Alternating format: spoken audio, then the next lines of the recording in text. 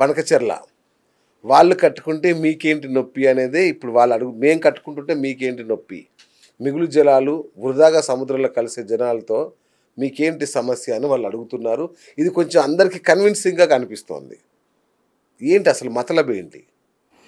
BS గారు, గోదావరి నది మీద తెలంగాణకే కాదు ఉమ్మడి ఆంధ్రప్రదేశ్లో ఉన్ననే 1975లో బచావత్ ట్రిబ్యునల్ 1478 టీఎంసీల నీటి కేటాయింపులు జరిగింది. రైట్. దాంట్లో బైఫర్గేషన్ కూడా ఉన్నది. అవును. తెలంగాణకు 969 టీఎంసీలు, ఓకే, ఆంధ్రప్రదేశ్కి 500, అంటే అప్పుడు ఆ రోజు ఆంధ్ర అనుకోండి, ఇప్పుడు ఆంధ్రప్రదేశ్ రాష్ట్రం. ఏది 1975లోనే ఈ విభజన కూడా ఉందా? 517 టీఎంసీలు అని చెప్పింది. ఓకే. మళ్ళీ ఇంకా కూడా చాలా స్పష్టంగా ఏంటంటే, మిగతా దగ్గర కాకుండా ఇక్కడ ట్రిబ్యునల్ చాలా స్పష్టంగా చెప్పింది కూడా ఏంటంటే, వరద జలాలు నికర జలాలు అన్న పదాన్ని గోదావరి కేటాయింపుల్లో వాడలేదు. ఓకే. ఆల్ వాటర్స్ అన్నది.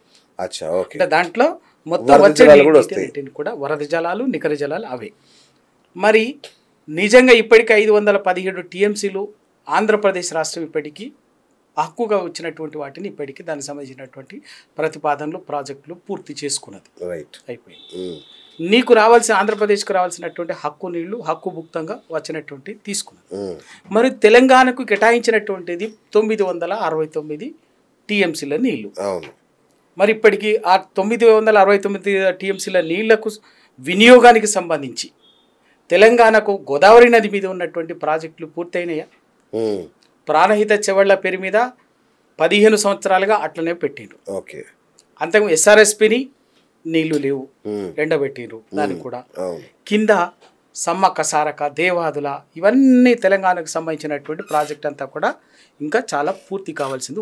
ఇప్పటికీ తెలంగాణ రాష్ట్రం అప్పటి వరకు తెలంగాణ ప్రాంతం అనుకోండి, ఇవాళ తెలంగాణ రాష్ట్రం 500 టీఎంసీలకు మించి గోదావరి నదిలో నీళ్ళని ఉపయోగించుకునే పరిస్థితి లేదు. ఇక్కడ తెలంగాణ తనకు హక్కుగా తెలంగాణకు కేటాయించినటువంటి 969 టీఎంసీలలో 500 టీఎంసీలు కూడా వాడుకున్నప్పుడు ఆటోమేటిక్గా కింద 400 పైచిలకు టీఎంసీలు కిందికి పోతాయి. మిగులు జలాలకి నీకు వృధాగా సముద్రంలో కలుస్తున్నట్టే కనిపిస్తాయి. ఇక్కడే కుట్ర ఉంది కదా. తెలంగాణ ప్రాజెక్టులని సంవత్సరాలుగా అంతర్రాష్ట్ర వివాదాల్లో పెట్టి అంతర్రాష్ట్ర వివాదాలు సృష్టించి అవి పనులు మొదలు పెట్టకుండా మొదలైతే ఆగిపోయేటట్టుగా పెండింగ్లో పెట్టించడము, రకరకాల సమస్యలతోటి తెలంగాణ ప్రతి ప్రాజెక్టుని ఆల్రెడీ కృష్ణానది మీద అదే పనిచేసిండ్రు. కృష్ణానది మీద అదే విధంగా జరిగింది. వాళ్ళ గోదావరి నది మీద కూడా అటువంటిదే ప్రాణహిత చెవళ్ళ అనేది గొప్పగా చెప్తున్నారు కదా. 2007లో పెట్టినటువంటిది శంకుస్థాపన చేసి పనులు మొదలు పెట్టినటువంటిది ఎందుకు ఆగిపోయింది? మరి 2014 దాకా ఆంధ్రప్రదేశ్లో కాంగ్రెస్ పార్టీ అధికారంలో ఉన్నది, కేంద్ర ప్రభుత్వంలో కాంగ్రెస్ పార్టీ అధికారంలో ఉన్నది. దానికి ఎగువ రాష్ట్రమైనటువంటి మహారాష్ట్రలో కూడా కాంగ్రెస్ ప్రభుత్వం ఉన్నది. మరి ఇవన్నీ ఉండగా కూడా సిడబ్ల్యూసి క్లియరెన్స్ ఎందుకు రాలేదు? మహారాష్ట్ర నుంచి అంతరాష్ట్ర ఒప్పందం ఎందుకు రాలేదు? ఫారెస్ట్ క్లియరెన్స్ ఎందుకు రాలేదు? ఎన్విరాన్మెంటల్ క్లియరెన్స్ ఎందుకు రాలేదు? ఆ వన్యప్రాణి సంరక్షణ చట్టం నుంచి ఇవన్నీ ఎందుకు ఒక్క పర్మిషన్ ఎందుకు రాలే? తెలంగాణకు సంబంధించినటువంటి ప్రతి ప్రాజెక్టులని ఉమ్మడి రాష్ట్రంలో ఉద్దేశపూర్వకంగానే కుట్రపూరితంగానే ప్రతి ప్రాజెక్టుని అయితే న్యాయ వివాదాలలో చిక్కుకునేటట్టుగా కానీ లేదా అంతర్రాష్ట్ర వివాదాల్లో చిక్కుకునేటట్టుగా కానీ రూపకల్పన చేసి డిజైన్లు ఏది పూర్తి చెయ్యలేదు. దానివల్లనే ఇవాళ తెలంగాణ ఎడారిగా మారింది. ఇవాళ సేమ్ అట్లనే గోదావరిలో కూడా నీకు గోదావరి నదిలో కూడా ప్రాణహిత చెవల లాంటిది ఇవన్నీ ఏ ప్రాజెక్టు కూడా పూర్తి కాకపోవటం వల్ల మిగులు జలాలు కనిపిస్తున్నాయి, మీకు వరద జలాలు కనిపిస్తున్నాయి. నిజంగా తెలంగాణకు హక్కుగా రావాల్సినటువంటి 969 టీఎంసీలు ఎప్పుడో కేటాయిస్తే ఇయాలటి వరకు ఎందుకు పూర్తి కాలే? ఇవన్నీ ఇయాలటి కాదు కదా. ఎందుకు పూర్తి చేయలేకపోయినారు? ఎస్ఆర్ఎస్పి ఎందుకు ఎండిపోయింది?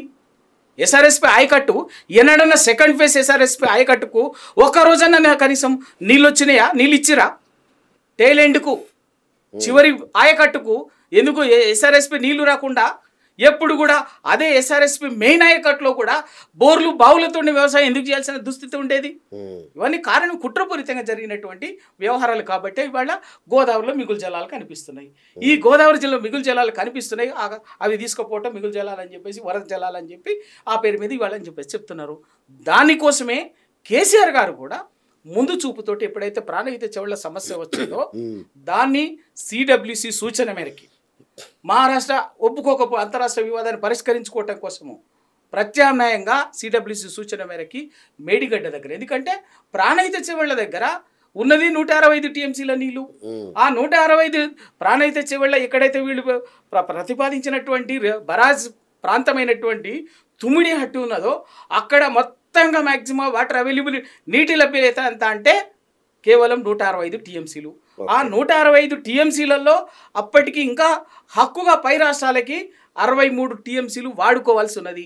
వాళ్ళు హక్కుగా వాడుకుంటే పోగా మిగిలింది ఎంత 165లో 102 టీఎంసీలు మిగులుతాయి. మరి ప్రాజెక్టు రూపకల్పన ఏమో 160 టీఎంసీలకు చేసిండ్రు ప్రాణహిత చెవుళ్ల. మరి ఎంత ఎవరిని మోసం, ఎప్పుడు మోసం చేయటము, వివాదాల్లో పెట్టడం తెలంగాణ ప్రాజెక్టులని. అందుకే మళ్ళీ అది కూడా ఎప్పుడు వస్తాయి, మహారాష్ట్ర అంగీకరిస్తే మహారాష్ట్ర ఒప్పుకుంటే అక్కడ తుమ్మిడిహట్టి దగ్గర కట్టుకోవడం సాధ్యమవుతుంది. మహారాష్ట్ర చాలా కరాఖండిగా తేల్చి చెప్పింది ఏమని, ఎటువంటి పరిస్థితుల్లోనూ 153 మీటర్ల ఎత్తులో తుమ్మిడిహట్టి దగ్గర బారాజ్ నిర్మాణాన్ని అంగీకరించేది లేదు. మీరు 147 లేదా 148 మీటర్లకు ఒక ససేమిర ఇంచు కూడా ఎత్తున 48కి అంగీకరించేది లేదని కరాఖండిగా తేల్చి చెప్పింది కాంగ్రెస్ ముఖ్యమంత్రి, ఆ తర్వాత బీజేపీ ముఖ్యమంత్రి. మరి మీరే కదా దేశాన్ని పరిపాలిస్తున్నది, ఆ రాష్ట్రాన్ని పరిపాలిస్తున్నది, ఇక్కడ పరిపాలించింది మీరే. మరి ఎందుకు ఒప్పించలేదు, ఎందుకు అదే దాన్ని పరిష్కారం చేయలేదు వాళ్ళ.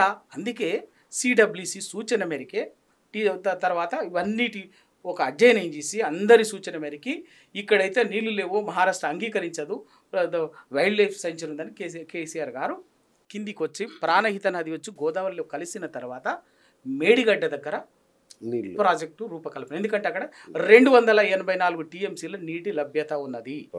ఎటువంటి పరిస్థితుల్లో కూడా 200 టీఎంసీల నీటి లభ్యత ఉన్నది. కాబట్టే మేడిగడ్డ దగ్గర రూపకల్పన చేసి మేడిగడ్డ నుంచి సుందిల్లా, అన్నారము అట్లా ప్రాణహిత చెవులు మిగతా కాళేశ్వరం ప్రాజెక్ట్ చేసింది. ఇవాళ కేసీఆర్ గారు చాలా ముందు చూపుతోటి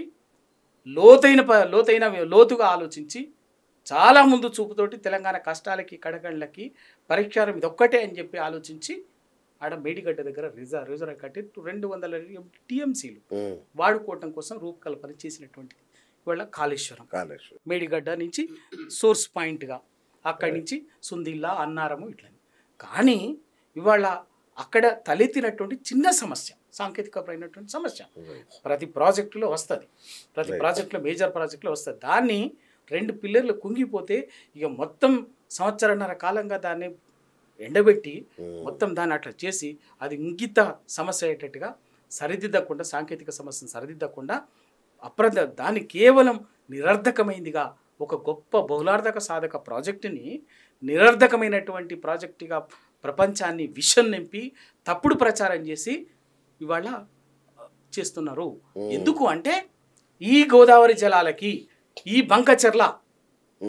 బంకచెర్ల పేరు మీద పోలవరం నుంచి బంకచెర్ల రిజర్వాయర్కు బంకచెర్ల లింకేజ్, గోదావరి బంకచెర్ల లింకేజ్ ద్వారా ఆంధ్రాకు 200 టీఎంసీలని దౌర్జన్యంగా అక్రమంగా తెలంగాణ హక్కుగా ఉండేటువంటి నీటిని తీసుకుపోయేటటువంటి కుట్రకి అడ్డంకిగా ఉన్నది కాళేశ్వరం మేడిగడ్డ.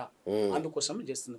దీని వెనకాల ఇంతకంటే ముందేంది, ఇంతకంటే ముందుగా లోతుల్లోకి పోతే ఇంకా అంతకంటే ముందుకు పోతే గోదావరి బంకచెర్ల ప్రతిపాదన కంటే ముందుగా జరిగినటువంటి దాన్ని కూడా చూడాలి. ఏంది, గోదావరి కావేరి అనుసంధానం అనేది కేంద్ర ప్రభుత్వం తీసుకొచ్చింది.